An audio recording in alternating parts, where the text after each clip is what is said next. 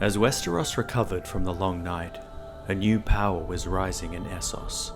The vast continent, stretching from the narrow sea to the fabled Jade Sea and faraway Ulthos, seems to be the place where civilization as we know it developed. The first of these, notwithstanding the dubious claims of Karth, the Yiddish legends of the great empire of the Dawn, and the difficulties of finding any truth in the tales of legendary Ashai, was rooted in Old Ghis, a city built upon slavery. The legendary founder of the city, Gazdan the Great, remains so revered that men of the slaver families are still often given his name. It was he who, according to the oldest histories of the Giscari, founded the lockstep legions with their tall shields and 3 spears, which were the first to fight as disciplined bodies. Old Ghis and its armies proceeded to colonize its surroundings, then, pressing on, to subjugate its neighbors. Thus was the first empire born, and for centuries it reigned supreme. It was on the great peninsula across from Slavers Bay that those who brought an end to the empire of Old Ghis, though not to all of their ways, originated. Sheltered there, amidst the great volcanic mountains known as the 14 Flames, were the Valyrians, who learned to tame dragons and make them the most fearsome weapons of war that the world had ever seen. The tales the Valyrians told of themselves claimed they were descended from dragons and were kin to the ones they now controlled. The great beauty of the Valyrians, with their hair the palest silver or gold, and eyes in shades of purple not found amongst any other peoples of the world, is well known, and often held up as proof that the Valyrians are not entirely of the same blood as other men. Yet there are maesters who point out that, by careful breeding of animals, one can achieve a desirable result, and that populations in isolation can often show quite remarkable variations from what might be regarded as common. This may be a likelier answer to the mystery of the Valyrian origins, although it does not explain the affinity with dragons that those with the blood of Valyria clearly had. The Valyrians had no kings, but instead called themselves the Freehold, because all the citizenry who held land had a voice. Archons might be chosen to help lead, but they were elected by the Lord's Freeholder from amongst their number, and only for a limited time. It was rare for Valyria to be swayed by one freeholding family alone, although it is not entirely unknown either. The 5 great wars between the Freehold and Old Ghis when the world was young are the stuff of legend. Conflagrations that ended each time in the victory of the Valyrians over the Giscari. It was during the 5th and final war that the Freehold chose to make sure there would be no 6th war. The ancient brick walls of Old Ghis, first erected by Gazdan the Great in ancient days, were razed. The colossal pyramids and temples and homes were given over to Dragonflame. The fields were sown with salt, lime, and skulls. Many of the Giscari were slain, and still others were enslaved and died laboring for their conquerors. Thus the Giscari became but another part of the new Valyrian Empire, and in time they forgot the tongue that Gazdan spoke, learning instead High Valyrian. So do empires end and others arise.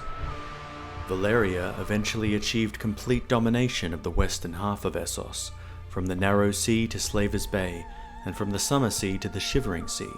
Slaves poured into the Freehold and were quickly dispatched beneath the 14 Flames to mine the precious gold and silver the Freeholders loved so well. Perhaps in preparation for their crossing of the narrow sea, the Valyrians also established their westernmost outpost on the Isle that would come to be known as Dragonstone some 200 years before the Doom. No king opposed them, and though the local lords of the narrow sea made some effort to resist it, the strength of Valyria was too great.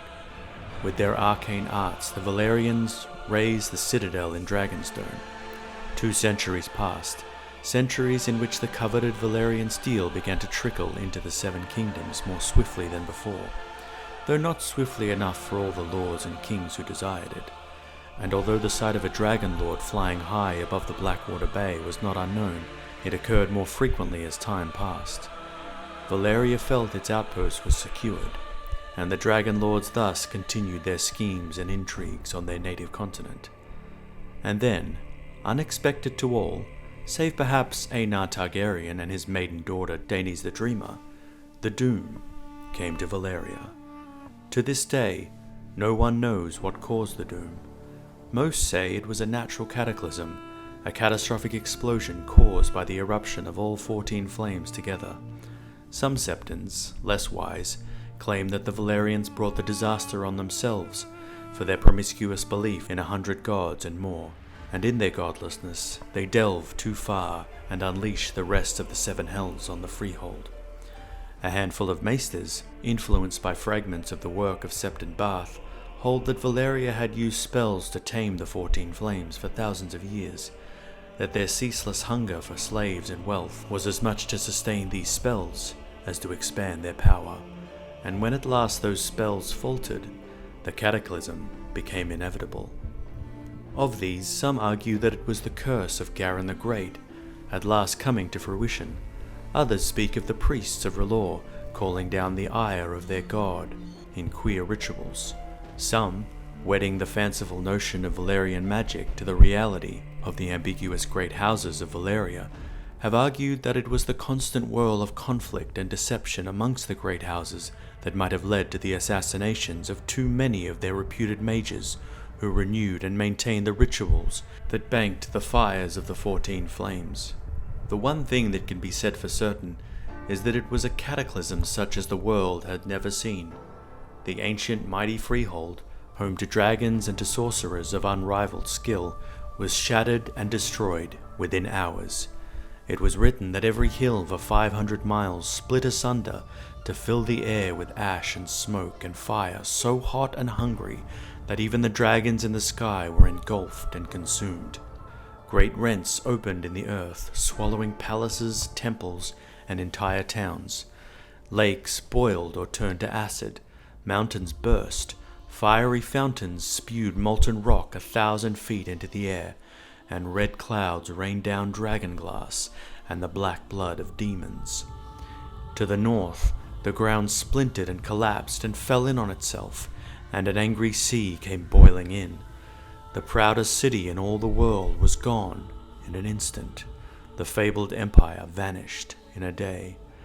The lands of the long summer, once the most fertile in the world, were scorched and drowned and blighted, and the toll in blood would not be fully realized for a century to come. What followed in the sudden vacuum was chaos.